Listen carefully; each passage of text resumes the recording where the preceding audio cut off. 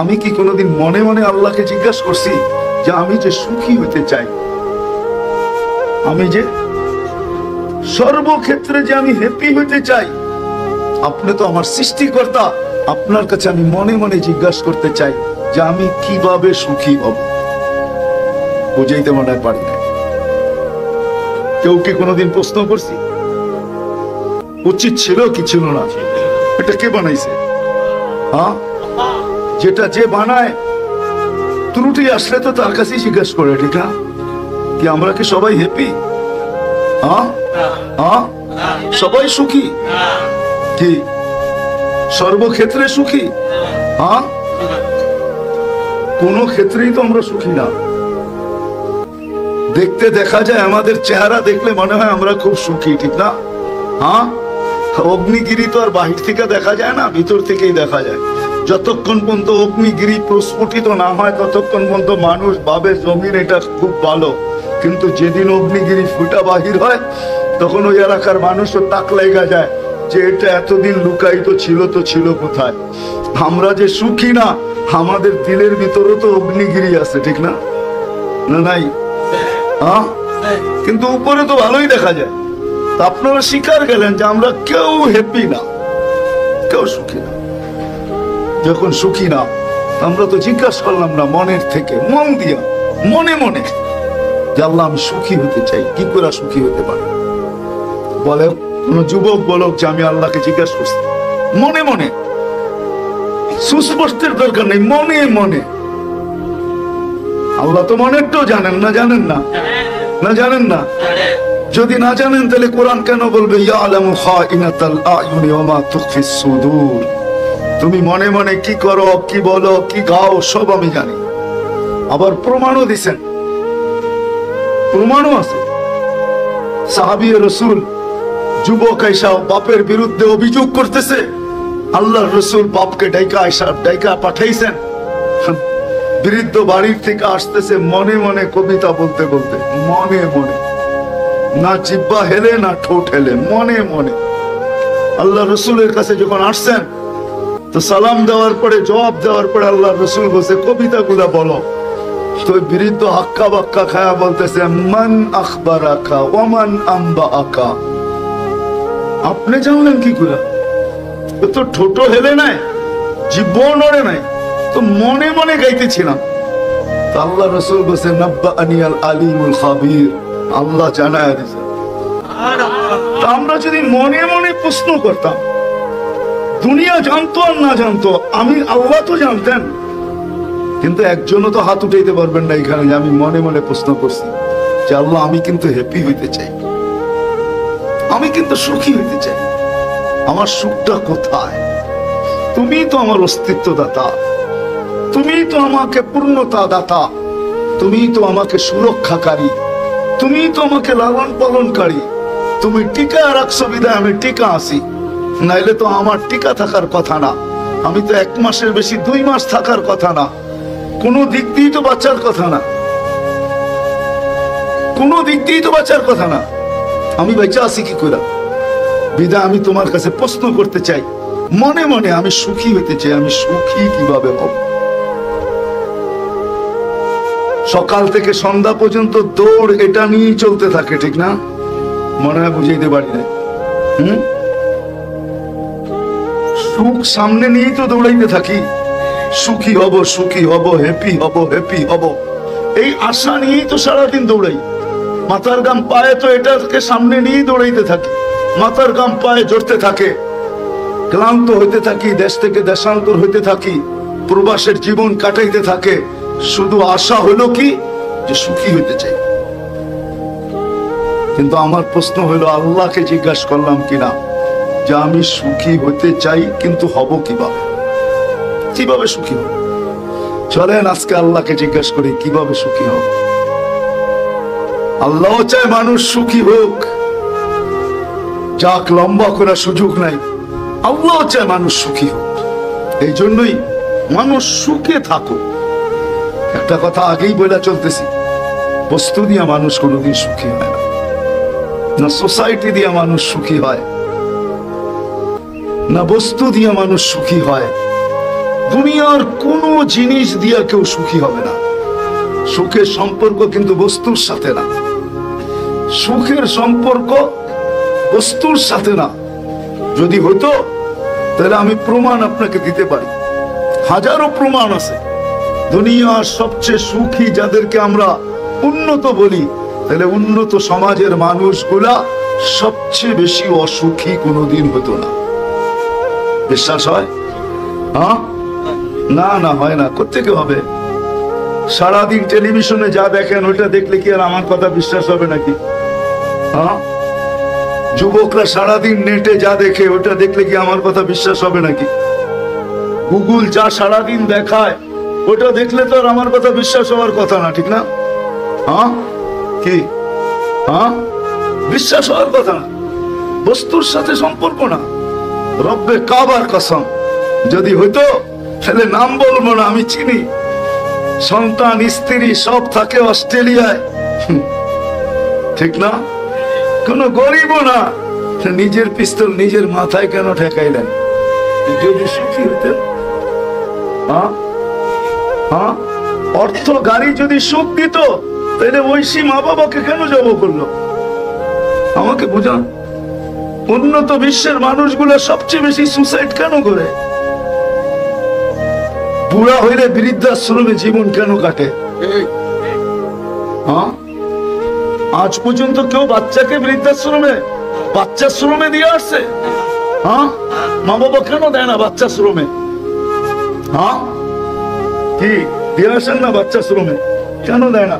আমার কলিজার টুকরা কোথায় দিয়ে আসবে? ঠিক না? হ্যাঁ হ্যাঁ, বাপও তো বাচ্চা হইলো।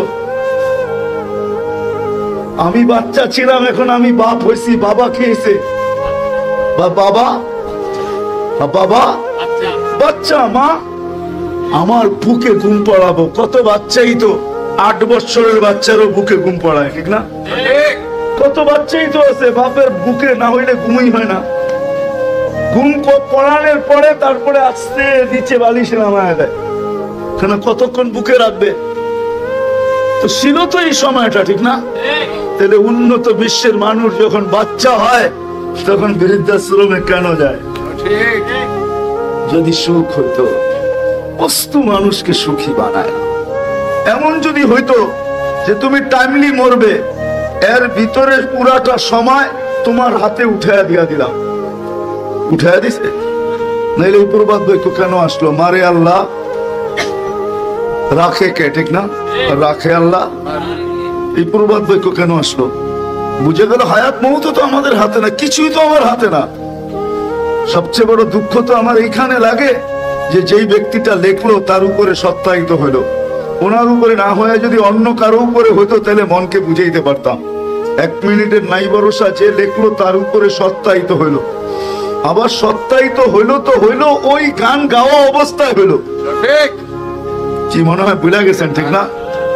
না, আমরা তো ইতিহাস খুব তাড়াতাড়ি ভুলে যাই, ঠিক না? ফিরোজ শাহী নিজে লেখলো, সে গাইলো, গাজীপুরের স্টেজে তার উপরে সত্যায়িত হলো, টান দিল, আর শেষ পর্যন্ত আল্লাহ চাইতে দিল না, ওইখানে পড়লো আর ওইখান থেকে বিদায়। না আছে ফিরোজ শাহী? হ্যাঁ, এখনো মাঝে মাঝে কনসাল্ট করে না? না করে না? করে। হ্যাঁ, 1 মিনিটের নাই ভরসাই জান গেছে। এই জন্য আল্লাহ মানুষকে বুঝায়। আমি যেটা বুঝাইতেছিলাম যে আমরা সর্বক্ষেত্রে কি চাই? সফলতা চাই, সফলতা, সুখ চাই।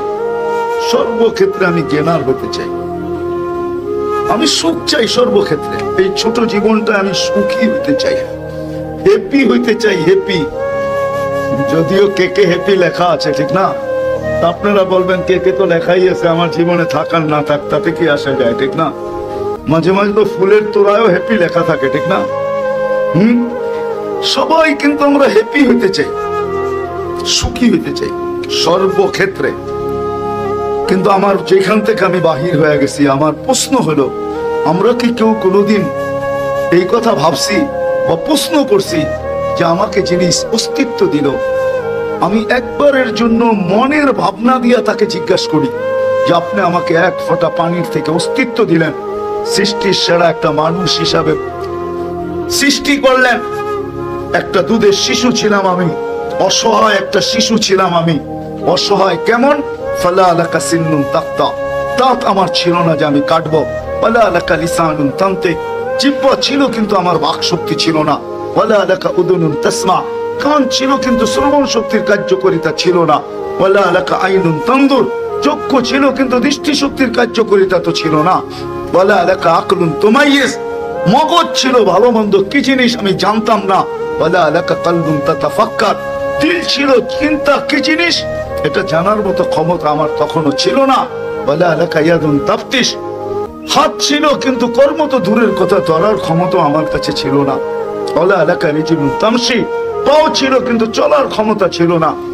আমি তো বড় ছোট ছিলাম, যেমন আল্লাহ বলে কুনতা সাগীরা, তুই বড় ছোট ছিলি। দাঈফা, আমি বড় দুর্বল ছিলাম। জাহিলা, আমার মতো অজ্ঞ কেউ ছিল না। মিসকিনা, আমার মতো নিশ্চয় কেউ ছিল না।